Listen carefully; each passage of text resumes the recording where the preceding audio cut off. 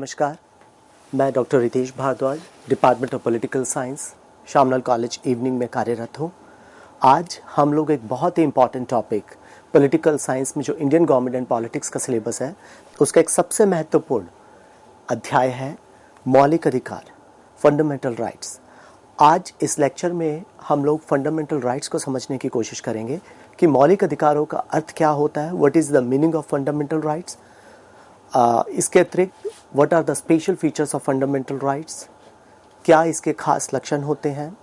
पर मौलिक अधिकारों पे चिंतन या विचार करने से पहले हम लोग अधिकार क्या होते हैं इसे जानेंगे।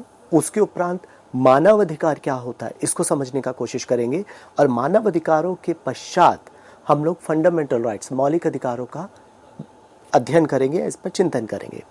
देखिए, जब सबसे पहले हम अधिकारों की बात करते हैं तो हमें ये जानना होगा कि अधिकारों का मतलब क्या होता है। देखिए, अधिकार सामाजिक जीवन की, चूंकि हम सभी लोग समाज में रहते हैं और समाज में रहते हुए अधिकार वे सामाजिक परिस्थितियां हैं जो प्रत्येक व्यक्ति के व्यक्तित्व के विकास के लिए परम आवश्यक है। और इन अधिकारों के बिना, यानी इन सुविधाओं के बिना, इन अवसरों के बिना, इन सामाजिक परिस्थितियों के बिना हम सभी लोग, मैं और आप, हम सभी लोग अपने व्यक्तित्व का, अपनी पर्सनालिटी का डेवलपमेंट बिल्कुल भी नहीं कर सकते। और यहाँ पर एक चीज़ और ध्यान देने की है कि देखिए, जब हम व्यक्ति यानी इंडिविजुअल और स्टेट यानी राज्य और व्यक्ति के आपसी संबंधों पर विचार करते हैं तो हमारे समक्ष दो बातें सामने आती है। पहला कि इंडिविजुअल को, व्यक्ति को राज्य से क्या क्या प्राप्त होना चाहिए, इसे आप व्यक्ति के अधिकार समझिए। और दूसरा, व्यक्ति को राज्य के लिए क्या क्या करना चाहिए उसे व्यक्ति का कर्तव्य समझिए। यानी राज्य की तरफ से हम सबको क्या प्राप्त हो वो हमारे अधिकार हैं और हमें राज्य के लिए क्या क्या करना चाहिए वो सभी हम सबके कर्तव्य है हमारे राज्य के प्रति। दोबारा से देखिए, अधिकार राज्य के अंतर्गत हम सभी को प्राप्त होने वाली वे परिस्थितियां हैं जो हम सभी को हमारे पर्सनालिटी के डेवलपमेंट में, हमारे जीवन की सार्थकता में, हमारे स्वयं के आत्म विकास में सहायता देती है। और इसी बात को लॉस्की ने परिभाषित करते हुए कहा था कि अधिकार सामाजिक जीवन की वे परिस्थितियां हैं जिसके बिना आमतौर पर कोई भी व्यक्ति खुद का, स्वयं का पूर्ण विकास, कंप्लीट डेवलपमेंट नहीं कर सकता। और हमेशा याद रखिएगा, देखिए, अधिकारों का विकास क्रमशः धीरे धीरे क्रमिक रूप से ग्रेजुअल फॉर्म में हुआ है। ऐसा नहीं है कि अधिकारों का स्वरूप समय के साथ कभी बदला ही नहीं हो, ये समय के साथ भी बदला है। देखिए, जो अभी हमने जिक्र किया था कि अधिकारों की परिभाषा पे फिर से रिपीट कर रहा हूं, अधिकार राज्य के अंतर्गत व्यक्ति को प्राप्त होने वाली वे परिस्थितियां हैं जो हमें हमारे सेल्फ डेवलपमेंट में सहायता देती है। और लॉस्की ने अधिकारों को परिभाषित करते हुए कहा था कि अधिकार सामाजिक जीवन की वे परिस्थितियां हैं जिसके बिना मैं और आप या हम सभी या कोई एक व्यक्ति, इंडिविजुअल, खुद का कंप्लीट डेवलपमेंट नहीं कर सकता। हैरोल्ड लॉस्की की डेफिनेशन बहुत ध्यान रखिएगा, कई कॉम्पिटिशन्स में भी पूछा जाता है। तो लॉस्की ने कहा था कि अधिकार सामाजिक जीवन की वे परिस्थितियां हैं, वे आवश्यक परिस्थितियां हैं जिसके बिना हम सभी लोग अपने व्यक्तित्व का विकास नहीं कर सकते। देखिए, 18वीं और 19वीं शताब्दी में ये अधिकार सिविल लिबर्टीज के नाम से, नागरिक स्वतंत्रताओं के रूप में जाने जाते थे, जिसमें मुख्य तौर पर मनमानी गिरफ्तारी से मुक्ति की बात कही गई, विचार और अभिव्यक्ति की स्वतंत्रता की बात की गई, धार्मिक स्वतंत्रताओं जैसी अनेक अधिकारों की बात की गई। और इन सभी स्वतंत्रताओं की प्राप्ति के लिए बहुत से लोगों ने, जो निरंकुश शासक थे, उनके साथ उन्हें बहुत कड़ा संघर्ष भी करना पड़ा था। देखिए, 1789 में आपको याद होगा कि फ्रेंच रेवोल्यूशन हुआ था। 1789 का जो फ्रेंच रेवोल्यूशन था उसमें फ्रांस की राष्ट्रीय सभा ने मनुष्य के अधिकारों की घोषणा की थी, यानी राइट्स ऑफ मैन की घोषणा की थी। और इन्हीं अधिकारों को या इसी अधिघोषणा को इंग्लिश में ट्रांसलेट करते समय थॉमस पाइन ने सबसे पहले मानव अधिकार शब्दावली का प्रयोग किया था। और मानव अधिकार पे इन्होंने एक किताब भी लिखी थी और उसका शीर्षक था द राइट्स ऑफ मैन। 1789 में अमेरिकी कांग्रेस ने भी अपने संविधान में 10 संशोधन प्रस्तुत किए थे जो दिसंबर 1791 तक अमेरिकी संविधान का हिस्सा बन गए थे और इन्हें ही बिल ऑफ राइट्स यानी अधिकार प्रपत्र बिल ऑफ राइट्स कहा जाता है। और इनमें किए गए बहुत से प्रावधानों में जो महत्वपूर्ण प्रावधान है, जैसे कि विचार और अभिव्यक्ति की स्वतंत्रता, समाचार पत्रों की आज़ादी, धार्मिक स्वतंत्रता का अधिकार, शांतिपूर्ण ढंग से सभा या सम्मेलन करने का अधिकार, और किसी भी व्यक्ति को इनह्यूमन तरीके से टॉर्चर नहीं किया जाएगा। It was also discussed in the bill of rights of United State of America इन 1791। अब देखिए, फर्स्ट वर्ल्ड वॉर की अगर हम बात करें तो प्रथम विश्व युद्ध के पश्चात यानी 1914 से 1918 के बाद यूरोप के बहुत से देशों ने लोकतांत्रिक प्रणाली को छोड़कर बहुत से देश तानाशाही की ओर अग्रसर हो गए थे। और तानाशाही का सबसे उग्र स्वरूप हमें इटली और जर्मनी में देखने को मिला था। जर्मनी में जितने भी नाजी थे उन्होंने यहूदियों पर बेहद अत्याचार किए और सेकेंड वर्ल्ड वॉर के दौरान मानव अधिकारों को बहुत बेरहमी से पैरों तले रौंदा गया था। यही वजह थी कि संयुक्त राष्ट्र संघ के यानी यूनाइटेड नेशन ऑर्गेनाइजेशन के चार्टर में कुछ उद्देश्य बतला गए, जिनमें से एक उद्देश्य ये भी था कि मानव अधिकारों के प्रति सभी राष्ट्र फिर से अपनी निष्ठा की अभिपुष्टि करेंगे। और 1946 में संयुक्त राष्ट्र संघ द्वारा एलेनोर रूजवेल्ट की अध्यक्षता में मानवाधिकार आयोग की स्थापना की गई थी। देखिए, श्रीमती रूजवेल्ट जो कि अमेरिका के पूर्व राष्ट्रपति फ्रैंकलिन रूजवेल्ट की वाइफ थी और इन्होंने मानवाधिकार के क्षेत्र में अपना एक्टिव पार्टिसिपेशन किया था, जिसको लेकर के बहुत फेमस भी थी। और इसी आयोग ने मौलिक अधिकारों का जो एक ड्राफ्ट तैयार किया था, संयुक्त राष्ट्र संघ के सदस्यों ने उसको कंफर्म किया था और संयुक्त राष्ट्र की महासभा ने 10 दिसंबर 1948 को the United nation general assembly has declared the Universal Declaration of Human Rights on 10th December 1948। संयुक्त राष्ट्र की महासभा ने 10 दिसंबर 1948 को मानव अधिकारों की सार्वभौमिक घोषणा की थी और इस प्रकार संयुक्त राष्ट्र संघ ने मानव अधिकारों की सुरक्षा का जो एक औपचारिक भार है वो अपने कंधों पर उस वक्त लिया था। आगे बढ़ते हुए देखिए, अब हम समझेंगे कि मानव अधिकारों का अर्थ क्या होता है, what is the meaning of human rights. देखिए, पहले हमने जाना था अधिकार क्या है, अब हम लोग जानेंगे मानव अधिकार क्या है और इसके उपरांत हम लोग आगे बढ़ेंगे मौलिक अधिकार क्या है। देखिए, मानव अधिकार वे अधिकार हैं जो मुझको और आपको या हम सबको केवल इसलिए दिए गए हैं क्योंकि हम सभी इंसान हैं, मनुष्य हैं। केवल मनुष्य होने के नाते जो अधिकार हमको दिया गया है वो मानव अधिकार होता है, और चाहे इसके लिए कोई लीगल प्रोविजन किया गया हो या ना किया गया हो। और देखिए, मानव अधिकार का विचार क्षेत्र नागरिक अधिकार के विचार क्षेत्र से बहुत व्यापक होता है। और दूसरी बात ये कही जाती है, मैं इसको अभी डिटेल में बताऊंगा। दूसरी बात ये भी कही जाती है कि देखिए, जितना हमारा नैतिक चेतना यानी हमारी नैतिक चेतना और सामाजिक चेतना, हमारा मोरल कॉन्शियस और सोशल कॉन्शियस जितना ज़्यादा डेवलप होता चला जाएगा, मानव अधिकारों का विचार क्षेत्र भी उस देश में उतना ज़्यादा व्यापक और विस्तृत होता चला जाएगा। यदि हम मानव अधिकारों की विशेषताओं की बात करें या लक्षणों की बात करें तो इसका सबसे पहला लक्षण दिखाई देता है सर्वव्यापकता, यूनिवर्सैलिटी।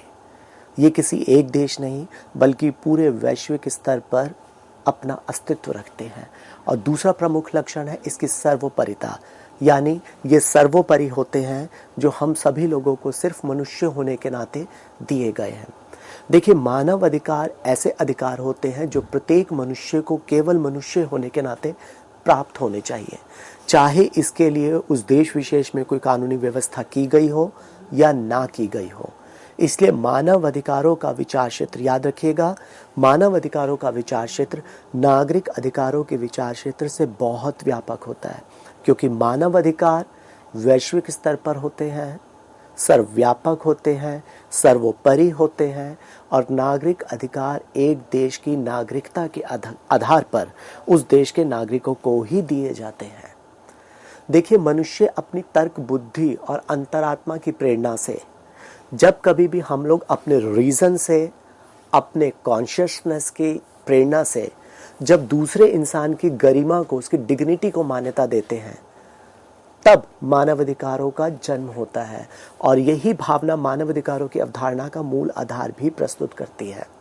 इसीलिए कहा जाता है कि हमारा मोरल कॉन्शियसनेस और सोशल कॉन्शियसनेस यानी नैतिक चेतना और सामाजिक चेतना जितना ज़्यादा विकसित होती चली जाएगी, मानव अधिकारों का जो विचार क्षेत्र, जो उसका दायरा है, वो भी व्यापक होता चला जाएगा। लेकिन हमें ये मालूम होना चाहिए कि पूरे वैश्विक पटल पर कुछ हिस्सों में कुछ अधिकार ही कानून का स्वरूप ले पाते हैं और केवल उन्हीं अधिकारों को नागरिक अधिकारों के रूप में मान्यता मिलेगी जो तर्कसंगत होंगे, जो नागरिकों की मांग में शामिल होंगे और उस देश के सामाजिक, आर्थिक और राजनीतिक ढांचे के अनुसार होंगे। और जिस समाज में, ये भी कहा जाता है कि जिस समाज में जितने ज़्यादा गौर कीजिएगा, जिस समाज में जितने ज़्यादा मानव अधिकारों को नागरिक अधिकारों के रूप में स्थापित किया जाता है या मान्यता दी जाती है, वो समाज नैतिक दृष्टि से उतना ही प्रोग्रेसिव, उन्नत माना जाता है। देखिए, मानव अधिकारों के अंतर्गत बहुत सी स्वतंत्रता और अधिकार शामिल होते हैं जो सभी व्यक्तियों को मिलने चाहिए, और वो भी बिना किसी कुतर्क के, यानी बिना किसी वंश, वर्ण, लिंग, भाषा, मजहब, जाति, राष्ट्रीयता या किसी भी आधार पर किसी भी व्यक्ति के साथ कोई भेदभाव नहीं किया जाना चाहिए। और इस प्रकार हम देखते हैं कि मानव अधिकारों का जो पहला लक्षण है वो है इसकी सर्वव्यापकता, इसकी यूनिवर्सैलिटी, इसका ओमनी प्रेजेंट होना। और दूसरा मुख्य लक्षण आता है इसकी सर्वोपरिता यानी सर्वोच्चता, अर्थात अधिकारों का स्थान यानी मानव अधिकारों का स्थान सबसे ऊंचा है। यदि कोई व्यक्ति या संस्था स्वयं को इससे ऊपर समझती है तो वहाँ पे मानव अधिकारों का अस्तित्व के लिए खतरा पैदा होता है। वह संस्था इन पर मनमाना प्रतिबंध भी लगा सकती है। इसलिए महत्वपूर्ण बात यह है कि अधिकारों को लागू कराने की एक प्रॉपर सिस्टम, एक उपयुक्त व्यवस्था होनी चाहिए। देखिए, कुछ प्रमुख मानव अधिकारों को हम देख सकते हैं, जैसे राइट टू लाइफ और इंडिविजुअल सिक्योरिटी यानी जीवन का अधिकार, शारीरिक सुरक्षा का अधिकार, शिक्षा का अधिकार, राइट टू एजुकेशन, संपत्ति का अधिकार, right to own property, equality before law यानी कानून के समक्ष समानता या इक्वल प्रोटेक्शन ऑफ लॉ, कानून का समान संरक्षण, और ऐसी बहुत सी अनेक स्वतंत्रताओं को मानव अधिकारों में शामिल किया गया है। देखिए, अगले भाग में अब हम लोग मानव अधिकारों के महत्व के बारे में थोड़ा समझेंगे। देखिए, मानव अधिकारों की जब एक घोषणा की गई थी, universal declaration of human rights को जब अडॉप्ट किया गया था, एग्जीक्यूट किया गया था 10 दिसंबर 1948 में संयुक्त राष्ट्र संघ के माध्यम से, तो कुल 30 अनुच्छेद इसमें समाहित थे। और इन 30 अनुच्छेदों का वर्गीकरण, क्लासिफिकेशन हम 5 तरह से कर सकते हैं। पहला था नागरिक अधिकार, सिविल राइट्स। दूसरा था राजनीतिक अधिकार, पॉलिटिकल राइट्स। तीसरा था आर्थिक यानी इकोनॉमिक राइट्स। और चौथा वर्गीकरण देखने को मिलता है सामाजिक और पारिवारिक अधिकार, सोशल और फैमिली राइट्स। और पांचवें अधिकार को सांस्कृतिक अधिकार भी कहा जाता है। तो कभी कभी इसे सामुदायिक अधिकार, cultural right as well as community rights भी कह दिया जाता है। देखिए, मानव अधिकारों से संबंधित एक वियना डिक्लेरेशन किया गया था और इसमें कहा गया था कि मानव अधिकार और स्वतंत्रताएं सर्वमान्य हैं और ये व्यक्ति के प्रश्नों से परे हैं। और व्यक्ति की मूलभूत मांग मांगते हुए प्रत्येक राज्य को चाहिए कि वो इसे एक पैकेज के रूप में एक्सेप्ट करे और इसका प्रोटेक्शन और प्रमोशन पर विशेष ध्यान दे। देखिए, मानव अधिकारों के जब महत्व की बात आती है तो पहले ही इसकी जो हमें वर्गीकरण देखने को मिलता है, जैसा कि मैंने अभी जिक्र किया था कि मानव अधिकारों की सार्वभौमिक घोषणा में कुल 30 अनुच्छेद है, जिसमें हमें 5 तरह के अधिकारों का वर्गीकरण दिखाई देता है। जैसे नागरिक अधिकार, जिसमें कि जीवन, स्वतंत्रता, शरीर की सुरक्षा का अधिकार, मनमाने ढंग से गिरफ्तारी यानी नज़रबंदी और दास्ता से मुक्ति की बात की गई है।